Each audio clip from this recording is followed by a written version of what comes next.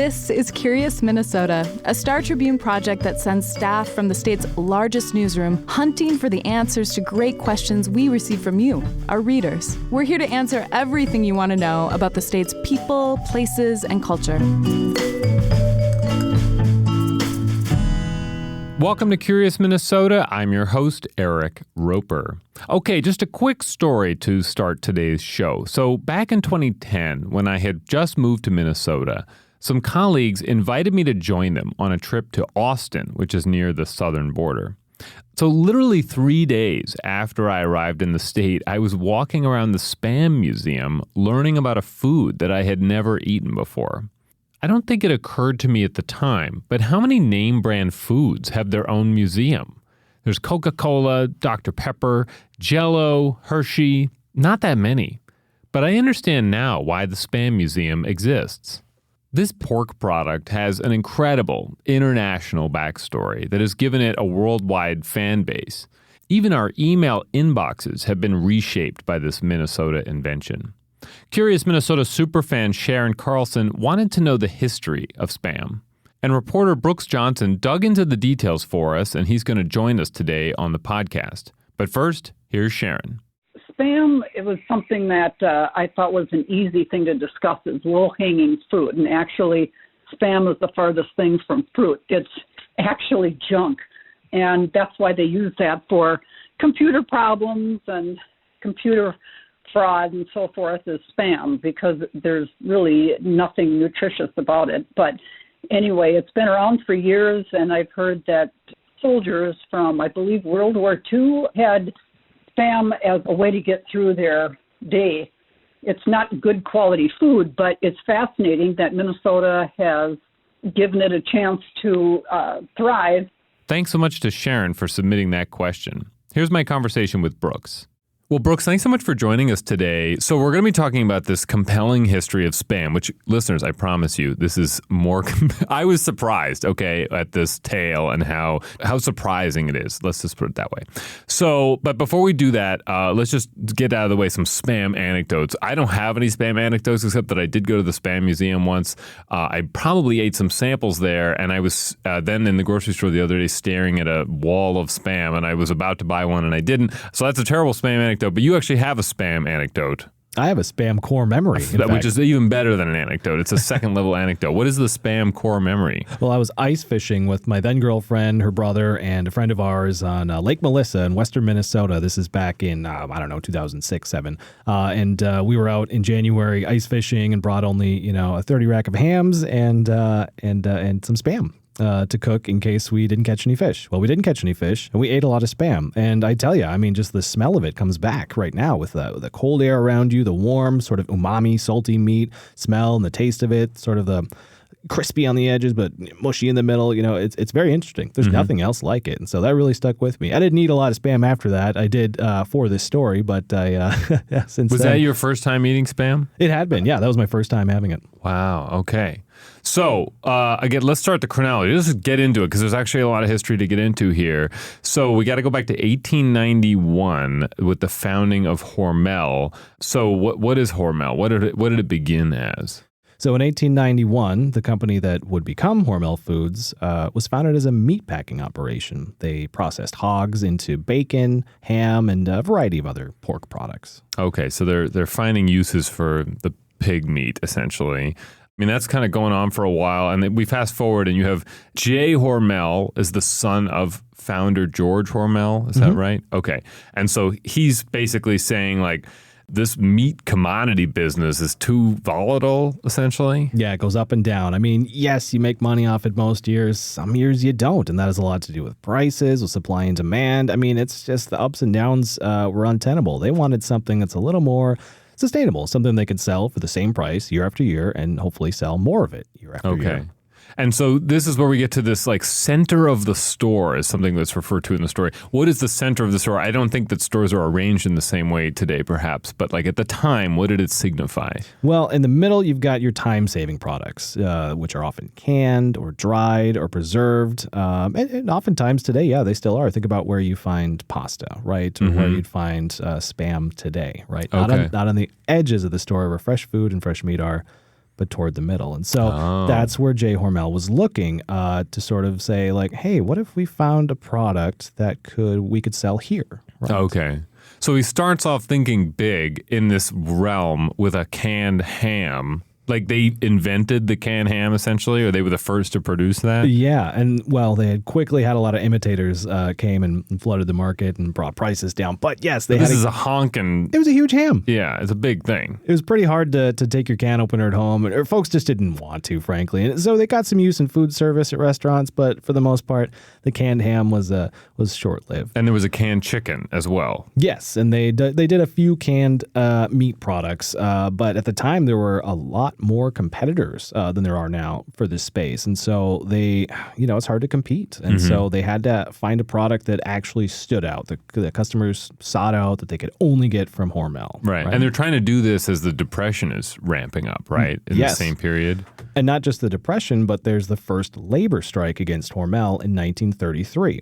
Okay. So workers were demanding higher pay, which put more pressure on the company to produce a reliable moneymaker. Again, this gets back to the volatile meat sales and J. Hormel looking for something that they can really say, like, well, I'll just take it right out of the Hormel history book. To keep every employee busy. Wait, so you're quoting now from the history book. Okay. Yes. To keep every employee busy, to pay them and to turn a profit, J. Hormel believed a stellar product was needed that would become a household word. Okay, so that's 1933. We have the strike. 1936, now they're on to something. They've got the Hormel spiced ham, and this is cooked in its own can, but it's still kind of like it's a bit of a flop. There's too many imitators out there. Yeah, a lot of imitators, and there's just nothing that really makes it stand out, right? There's no catchy name. But this is the same product that we know today, essentially, somewhat. Yeah, it's a combination of ham and pork shoulder, which didn't sell well on its own, and salt and spices. Okay, so this is like one of my favorite parts of this story. It's a chilly night. It's New Year's Eve. I don't know if it was chilly, but let's assume it was. New Year's Eve, 1936.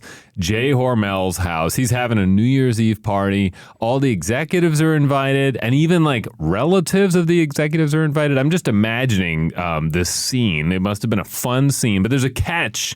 There's a twist to this party that would make history. What is the twist? Well, J. Hormel offered $100 to whoever could come up with a name for this spiced ham product. $100 is pretty good money in 1936, so folks put some pretty good names forward. But the winner, of course, we all know now, was Spam, a portmanteau of spiced and ham. And that came from Kenneth Deneau, who was a brother of a Hormel vice president. Okay, and you noted in the story that this kind of fits with some of the sort of other names that are emerging around this period. Yeah, in the 1930s, you had the premiere of brands like Ritz Crackers, Skippy Peanut Butter, and Kit Kat bars. They premiered around the same time, and so they had that kind of punchy name, very memorable, and easy to say, easy to remember.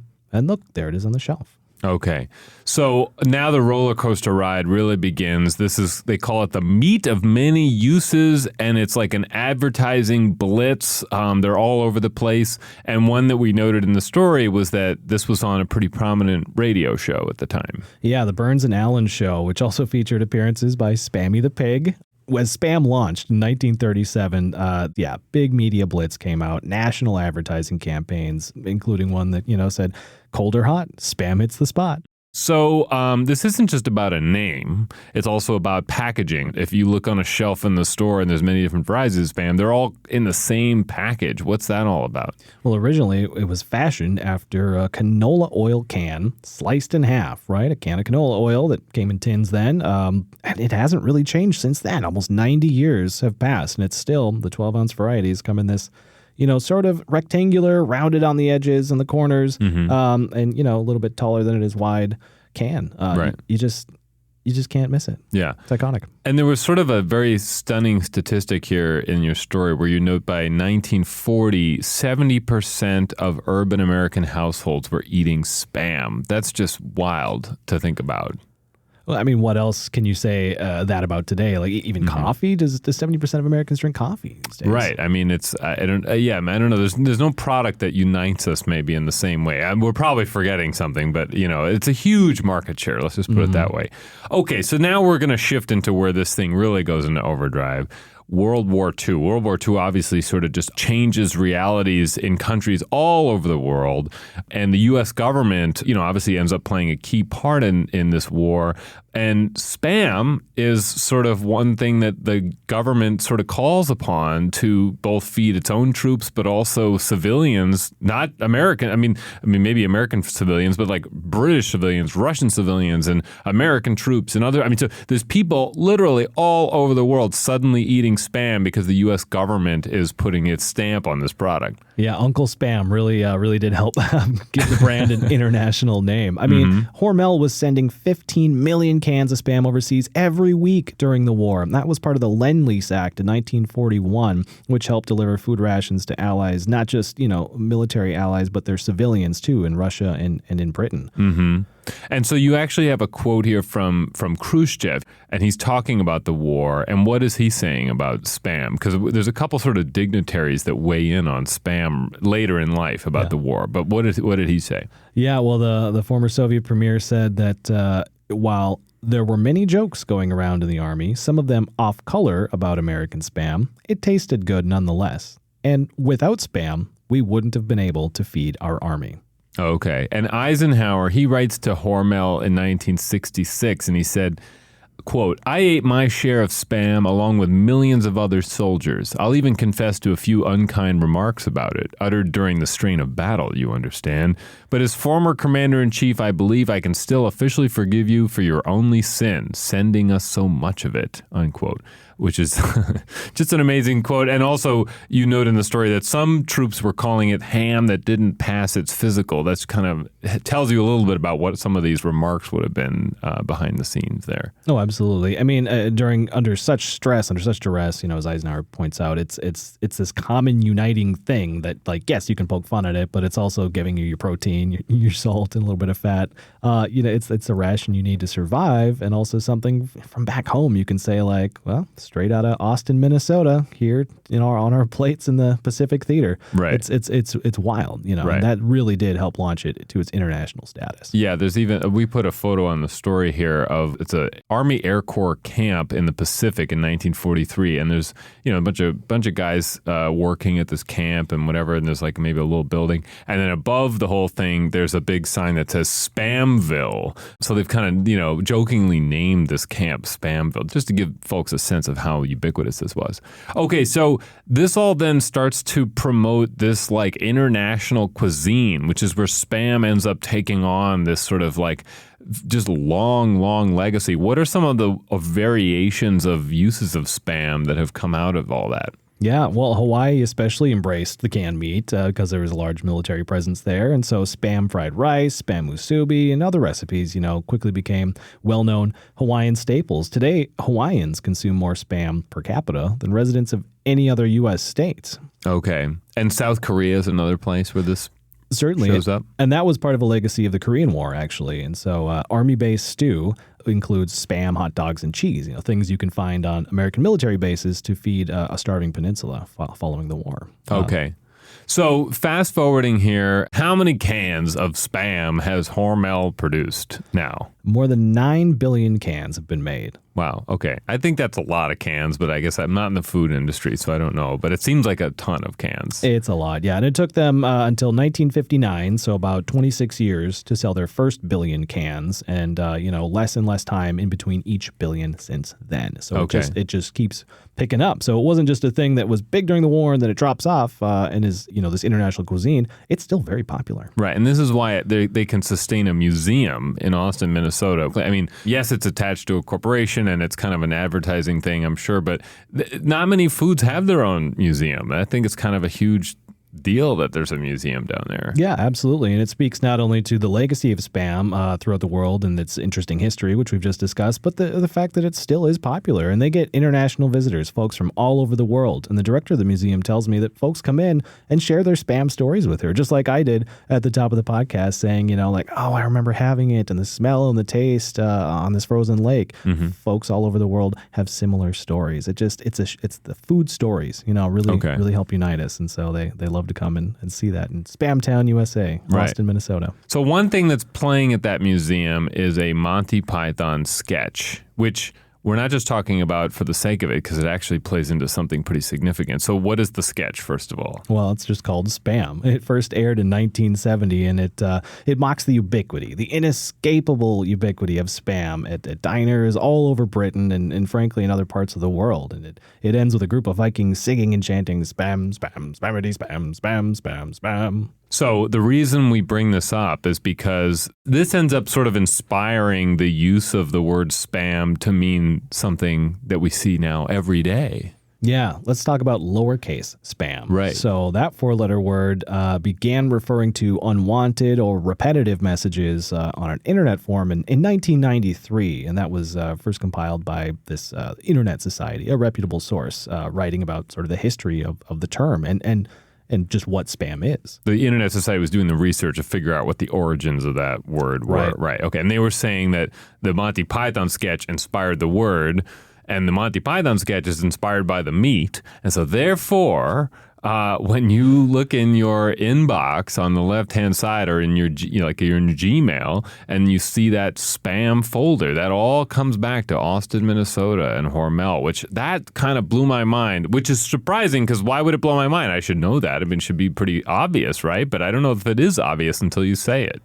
No, I mean, connecting the dots, it's been a long road from Jay Hormel wanting to make money from a canned meat product to, open up your Gmail and there's your spam tab. Right. And it's just fascinating. The lowercase word, by the way, was added to the Oxford English Dictionary in 1998. Wow. Okay. All right. Well, Brooks, thank you so much for joining us. This is fascinating. Thanks, Eric. Okay, that's it for today's show. Thanks, as always, to Matt Gilmer for editing this podcast. Do you have feedback or a question you'd like to submit? Send us a note at curious@startribune.com. And if you're enjoying this show, please tell a friend about it. Thanks. Thanks for listening to Curious Minnesota. We want to hear from you. Ask questions and read more stories online at startribune.com/curious. Our show is recorded at the Star Tribune's headquarters in beautiful downtown Minneapolis, and our music is produced by Matt Gilmer. If you like the show, please rate us on iTunes or leave a review. And until next time, stay curious.